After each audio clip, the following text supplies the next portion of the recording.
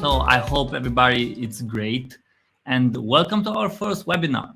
Uh, I hope you all had an incredible time listening to our awesome guests. So my name is Robert, and I'm the product marketer here at Creatopy. But before we dive into the discussion, let me tell you a little bit about why we launched this webinar series. Well, first of all, because we know there is a lot of information on the internet, and we wanted to gather these amazing speakers so they can share with you the best tips on how to prepare for Black Friday.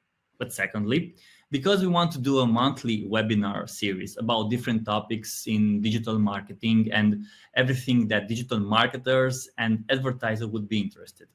So with no further discussion and introduction, I want to invite on stage Chantel and Juliana. So be patient so I can find them. Hey, Yes, you made it. I made it and I'm also slightly alive. How are you, Yay. Juliana, today? I'm good. I'm good. I'm actually just wrapping up my day. I'm working. Big lunch tomorrow, but I'm not going to talk about that. Nice to see all of you. Thank you for your comments earlier and for tuning in. Appreciate all of you. And for who added me on LinkedIn, thank you. Thank you. Thank you. Thank you. And I think that people, if you want to connect with you and understand what are you working on it, they can just connect with you on LinkedIn, right? Yeah, they will not hear the end of it afterwards, I promise. Exactly. Yeah. So we have two questions, and maybe we can answer them. Let's answer them live. So I know that you both wrote to Carmen, but let's see if we can discuss on a larger view. The question is, what is the biggest mistake you can do when preparing your Black Friday Cyber Monday campaign? Yeah, man. I mean, the biggest mistake is that everyone is trying to start doing anything for Black Friday, Cyber Monday in October or September. September is still good, but if you're starting to work on your campaigns for Black Friday, Cyber Monday in October, you're kind of late to the party. I Mm. mean, of course, there's always things that you can do last minute to incentivize the second purchase on a first time buyer or to just get your subscribers to buy for the first time. But those are things that are not gonna stick. When you have to do like when there's a season of buying, a shopping season coming, you have to prepare your audiences in advance.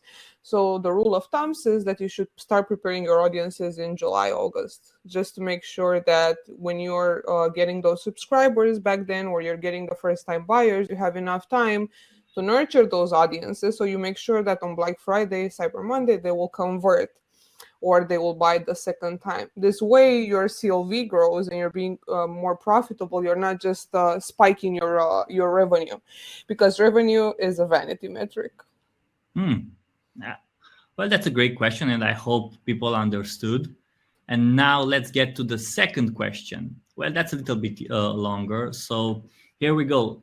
Talking to on a smaller scale, local or regional, would it be weird for a local company to link some social nature learning opportunities with their Black Friday, Cyber Monday strategies in order to make them different, but also human centered? So, for example, besides a specific discount, locals could also get one of the trips for a guided outdoor experience in a protected area, or a free learning experience like a training workshop course, so on. So, is it okay to mix these two elements, business and social? No, I mean, in my opinion, as long as it fits with your positioning as a company and it fits with your brand narrative, I think there's always things you can do. If you're selling, I don't know, health supplements, and if you're giving away a night at the strip club, that might not be a good fit.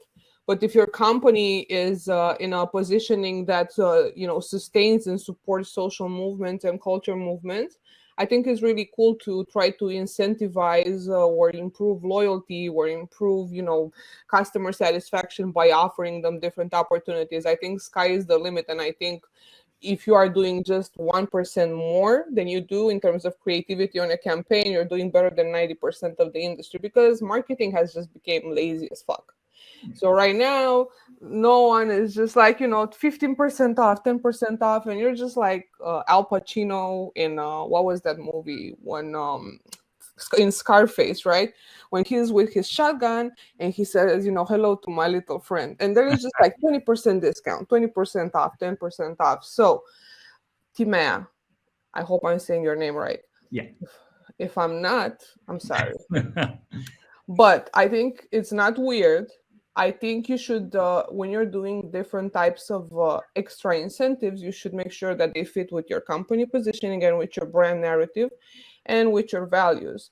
Like you wouldn't want to, confuse your audiences or your clients if they're used to a different type of narrative from your brand. So I would do some testing. I would do some messaging testing, and I will try to see if it fits with your company's, overall positioning. Hope that Awesome. helps. Awesome.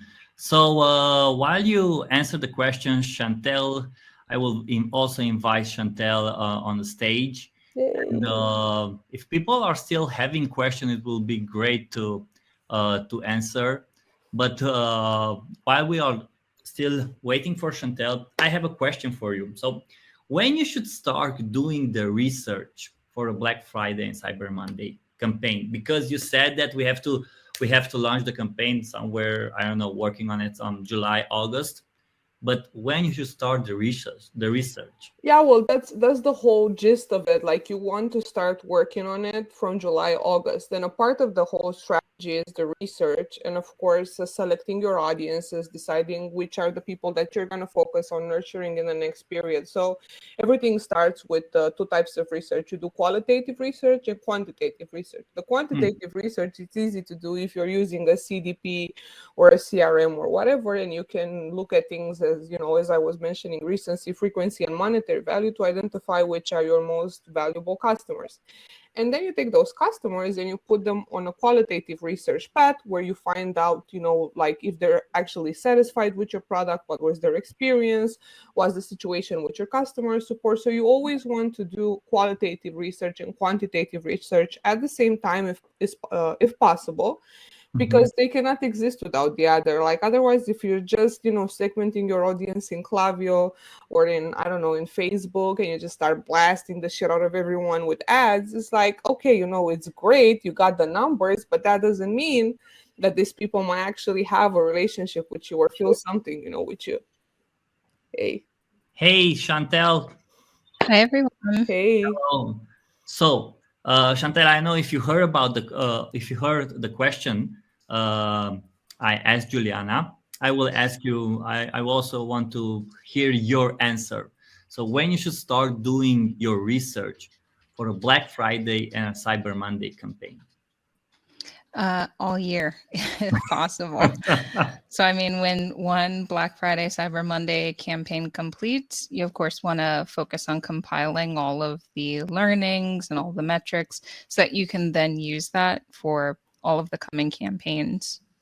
Hmm. So you have to work an entire year for this weekend.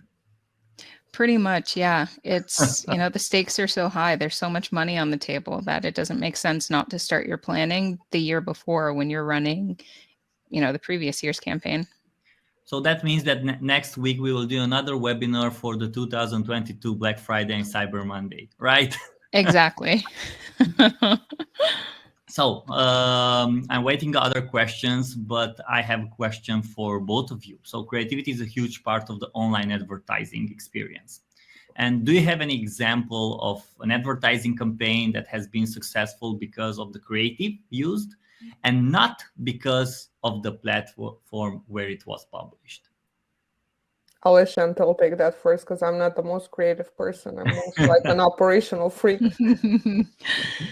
I think it really, um, there are a ton of brands that I could provide as examples. A lot of the times I'm paying attention to the largest retailers, like most of us, just because they dominate Mm. the space. They really drive the trends and the timelines.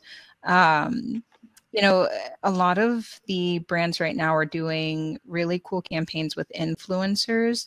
I think that that's been super successful with all of the different factors that are impacting advertising performance this year. I think influencer marketing has been a way that a lot of brands have offset some of the losses or some of the downturn in performance that they're seeing, because influencers already have relationships built. You know, they have a certain degree of trust built with certain communities and audiences. So I think there's been a lot of successful campaigns tied with leveraging influencer voices, especially on TikTok. I don't know if people are really looking to test out that channel this year. It is the fastest growing social media platform. So I think there's a lot of opportunity in that space. And of course, influencer marketing works there better than anything else. So your take is on the influencer marketing. Influencer marketing or leveraging UGC in some way. So doing seeding campaigns, getting people using and talking about your material and having them create your content for you so that it looks a lot more authentic when you upload it to the platforms. Yeah. So I think the next question, I prepared a few questions and I'm still waiting people to ask you, but my question is for both of you. So what's the number one thing advertisers overlook when they prepare their campaign for Black Friday and Cyber Monday? Shit, do you have all day?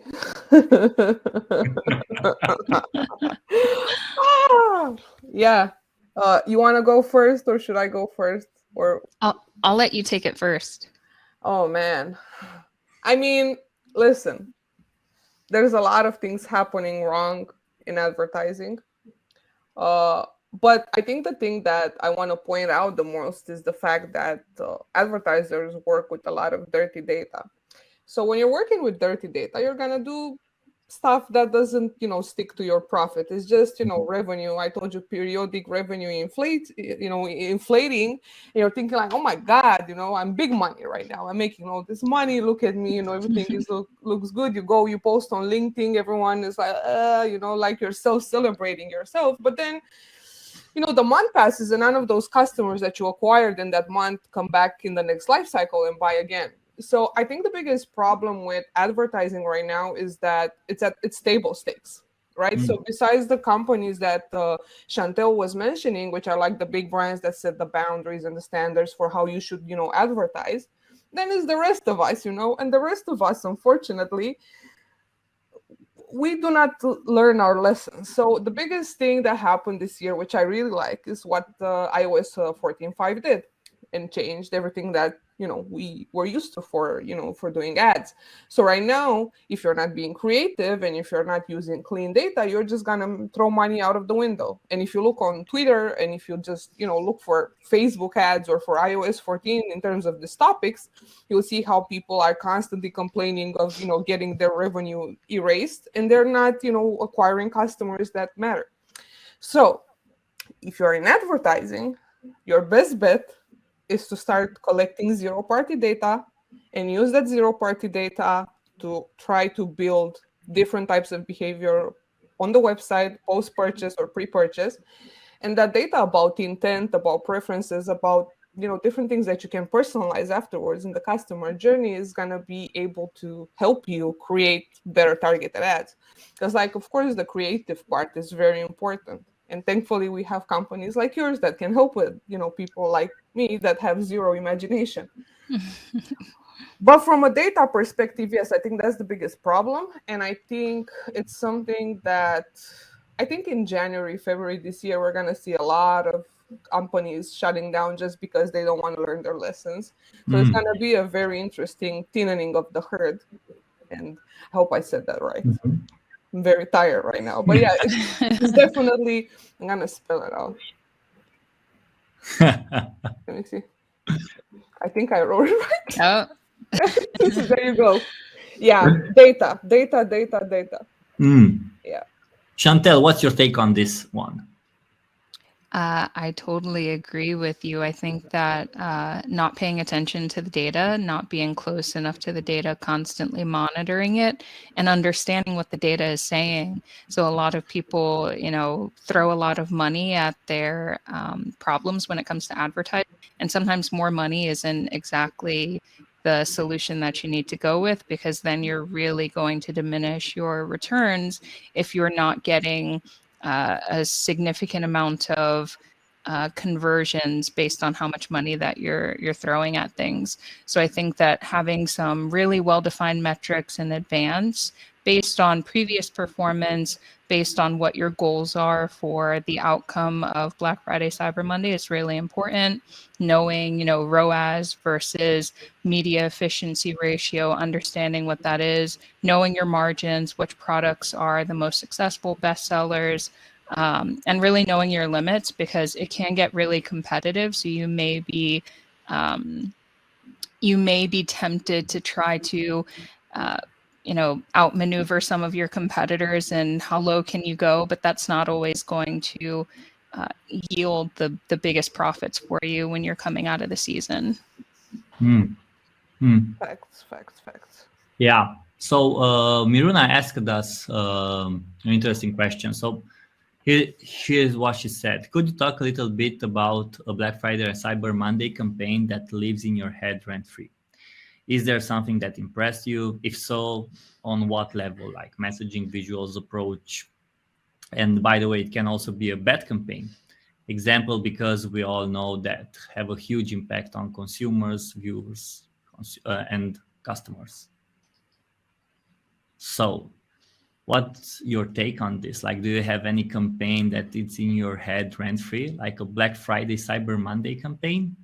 I do actually. It's the one that I was showing you earlier. I did show you the PG version of it. It's actually on the website on Krakatoa. Is Fuck Black Friday. And the reason why that is because everyone on Black Friday is focusing on discount, but they don't think long term. So when you're using multi-step, discount coupons, like you, instead of giving someone a 10% off on their first order, you would give them 6 coupons that they can use for the first 6 orders. So when you're doing that type of thing, it's basically going in the cognitive biases and psychology of the buyer, because like, I don't know about you guys, but when I know I have a 20% voucher of something in this house, is going to be used. Like, this is my money, right? So when you're a consumer and you have free money sitting somewhere, again, I don't know about you guys, but I will use it. So it's something that you have this type of FOMO, loss aversion, everything good in terms of buyer psychology. So I like what they're doing, because you're exchanging a bit of data about yourself in terms of things that you can personalize, like what do you like in drawers, how comfortable are they. Those were bad ones because I don't like tidy whities at all, but it's like, this is not my thing. But that's what I like. I think it's a great type of approach. I'm not a big fan. I know this is a Black Friday, Cyber Monday webinar, but I'm just trying to keep it real. I'm not a big fan of Black Friday, Cyber Monday, just because everyone is discounting like crazy. Oh, yeah. And I just want to share like an example, and then I'll let Chantel take it over. Like, we have a company in Romania called EMAG. And if someone from EMAG is listening to this, I'm sorry, I love y'all. But so this company is like the Romanian Amazon, right? So last year they were selling a TV. And the TV was like 1,000 something lei, which means like $300. So I knew that TV because I was trying to buy a TV. So the pricing was 1,000 something 18, right? The Black Friday Cyber Monday discount was 1 leu, which means like, I don't know, like a nickel, something like that. That was the discount. So the problem is that when you're doing these types of discounts, people remember, right? So a lot of people, I don't know if this is something that happens in the US, Chantel, you probably know better, but here in Romania, like, they're bullshitting. Like, there's a product that has the exact same price the whole year, but on Black Friday, Cyber Monday, it's 50% off, but it's exactly the same pricing. So because of this, I just got fed up. And obviously, being in e-commerce for so long, it's just all the played out, type of campaign. So yeah, I mean, I like people that have the balls to do things like, using a multi-purpose coupon. Like, you can use it 6 times. Or I like people that, you buy something and they're giving you a gift, or they're giving you a voucher for, like, it's you have to think discounting in different types of proportions and different types of dimensions. It's just that 50% off is like killing me, and I'm done. That's it. I'm sorry. You're like on fire today. Yo, I'm dead. I'm dead, bro. So just imagine if she's so tired and she's explaining so well. How are you when you're not tired? I'm lit. But nah, I'm just I'm excited because I've been following you. I mean, I've been following you. I've seen you around, Chantel, so many times, and I think on LinkedIn I've seen your Yeah, posts, and I'm like, you're cool. Like I don't even know. I think I follow. I don't even know if I'm connected with you, but I think we need to fix yeah, if that we're not right now. connected, we definitely need to connect. We like for real. I think I have some friends that are following you because I always hear your Oh content. You know yeah. what? But go on. I'm just gonna Well, add if it's okay, Chantel right I now. can go off the stage and I can talk. I can let you play this stuff, so it's not a problem. We might find something. We might find something to talk about. Talk about you. Yeah. So Okay. Chantel, Okay. do I'm you have sorry. any Black Friday, Cyber Monday campaign that runs in your head Oh right yeah. now? So I have a couple. There was the Patagonia campaign where they took out an ad and they said, "Don't buy this jacket. Don't buy this. Don't buy from us." So that messaging stood Oh, out tremendously. There was the campaign years ago by REI where they said, opt out, hashtag opt out. So they actually closed their stores mm, on Black Friday and told all of their employees, they announced, we're telling our employees to get outside and to enjoy just being out. We're not going to be like catering to the consumerism of Black Friday. So that kind of messaging really stood out as well. I think it showed that they cared about their employees. It gave that kind of message that builds brand, and I'm sure that they were able to start their sales early and still make a profit since there's lots of money to be made. So that kind of PR move almost really stood out. Apple did a really great job of, announcing in advance. They did a lot of teasers leading into the event to get people really excited. So engaging across a bunch of different channels, email, social media, saying, this is going to be a huge event, getting people really excited. And something else that I think is really successful is when you tie that teaser into a way to build your own audiences. So having people sign up for an email marketing list, like, oh, we'll give you a special something in regards to either early access to the sale or a bonus gift or something of that sort. That helps you to not only build excitement and gain traction on the advertising platforms, but then it also translates into growth for your own audiences as well. So, just like we've been talking about, you can continue to nurture and engage with the acquired leads long into the future rather than just having that one touch point that kind of dies off and doesn't lead anywhere. hmm. Yeah, that's interesting because if you can see that they are using every department in the marketing, like the PR, like the social, like the email marketing, and they just gather around and just getting all their forces and doing the Black Friday campaign. And as you ladies said, that you have to build it before the Black Mm-hmm. Friday campaign, so you can be in the consumers' minds every week, every day, on their feed, in their inbox, like everywhere they are Yeah, I going. think like it's really So, hard to stand out right now. So you've got to figure out a way to do something out of the box, really mm, creative, so that you can get that attention and cut through the noise. mm. I hope, Yasmina, you have your answers right now. But I have another question, and I'm really interesting. Like, should advertisers pay attention to how the pandemic changed consumer behavior? Yes. Yes. Okay, why?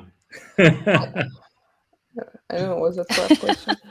Yes, yes, they should pay attention. I mean, it's not only the pandemics, it's just, the consumer behavior is something that is like like a living organism. It's always gonna change. There's always things that impacts how people buy, how people spend, how Mhm. people want to make progress in their lives. But again, this is something that I mentioned in my presentation. I think it's worth mentioning again. um, a lot of people will do the forecast for Black Friday, Cyber Monday this year, looking at 2020's figures, which is wrong, Hmm. because in 2020 there was a whole different landscape. Everyone was making big money. Everyone was like cashing checks and buying toilet paper. Like, it's not gonna be the same situation. I think the safest bet right now is to look at 2019 figures, and Mm, this is where you are able to project what you are gonna be able to do, because any recession, any type of global situation is going to bring out different types of behaviors in customers. So of course, again, this is where the zero party data comes in clutch, because it can help you look a bit into what people are going to do online. And just one more thing that I have to add on this, and I mentioned it in the chat, like all of you that are doing ads or are curious to learn, you should look into the fog behavior model. And the fog behavior model says that when you have someone on your website and you want them to do a certain action, you have to motivate them enough to do that action. But in order for them to do that action, you have to make sure that you remove the friction. And for that, you need Mm. data. Like, you cannot just guess, I'm just gonna make this buyer journey, everyone is gonna buy from me. No, they won't. Like, you just have to create that type of motivation. And as Chantel was saying earlier, it's very hard to stand out because it's crowded. The entry level in e-commerce is like whatever. I can put a shop right now while talking to you. I'm just selling, I don't know, whatever.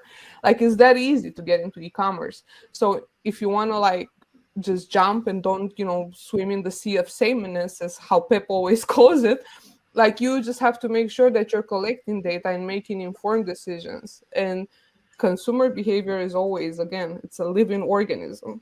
It's not gonna be, look at all this vaccine situation. Like, people, everything fucks people up right now. So you have to be very careful. You have to keep your eyes on the culture. You have to keep your eyes on the social stuff. You have to be very careful when you're a brand, because it's a huge responsibility.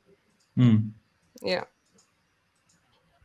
I Chantel. couldn't have said it any better. That is exactly correct. Everything can fuck you up. That's that's about it. So, uh, it's not going to be big money, big easy money this year. So I think that Yeah. forecasting based on 2019, 2018, staying really close to the data, monitoring constantly, just all going to be really important.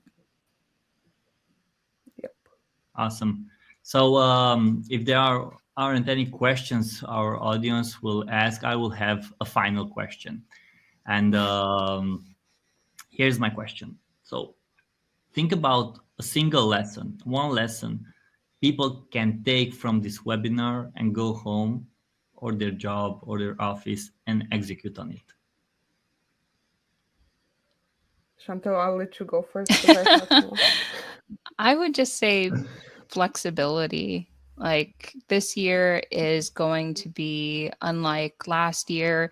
It's going to be really hard to forecast accurately. The data is going to be kind of all over the place because the advertising infrastructure is a little bit different than it used to be. We're not really sure where we're going to land there. There's a lot of change going on and a lot of moving parts. So I would say to just, have grace for yourself, for your teams, be really understanding and just ready to pivot if necessary.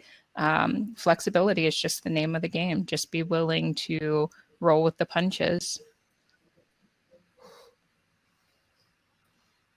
I'm gonna say I couldn't have said it better. No, but it's real. I think you're making a great point, and I was thinking, like, people are not flexible enough. They're Mm, just like stuck in their old ways. And yeah, I mean, I agree with you completely. And I don't know, to add to that, I just, again, Hmm. data, people, data, and processes. Companies fail because of the lack of organization and the lack of system. And everyone is self-congratulating themselves on social media because they get the box with the cookies and the company mugged and whatever. No, the company culture is you being able, as resources, as people, to find and to have repeatable processes that can make you successful. So this is something I want to leave you with. Build your system, because otherwise you're gonna read about yourselves at the Great Resignation. Shit, I was there too, but yeah, it's real. So system, flexibility, and data, and have a hat when you have a bad survey. Right. I always, yeah, So- I always have a hat with you. or a Yeah, hoodie. yeah. Or a hoodie. Nah, hoodies don't do it for me. I have serious problems. I'll do hoodie or hat. Thank you So very much. yeah. Thank you very much, ladies. This was an amazing experience for me, and thank you for all your answers. Thank you for the presentation. Thank you for all of you who were to this webinar. Our first webinar was like my first webinar, and it was an experience like I will never forget about it. So thank you again. Thank you, Juliana. Thank you, Chantel. Thank you, Philip. He couldn't make it, but I'm here. And if you all have any questions, just send me an email at robert@creatopy.com. And if you have a question to Juliana, you know where to find her on LinkedIn, or Chantel. I put the link to her newsletter. Her contact is over there, so you can connect these beautiful ladies, and I bet they will answer all your questions. But keep it simple, be flexible for this Black Friday, create your system, create your process, have an empathy in your marketing campaign, and let's make some money, right? Name of the game. Make, The make name of the money. game. Thank you very Bye, much. everybody. Bye. Thank y'all. Bye. Bye.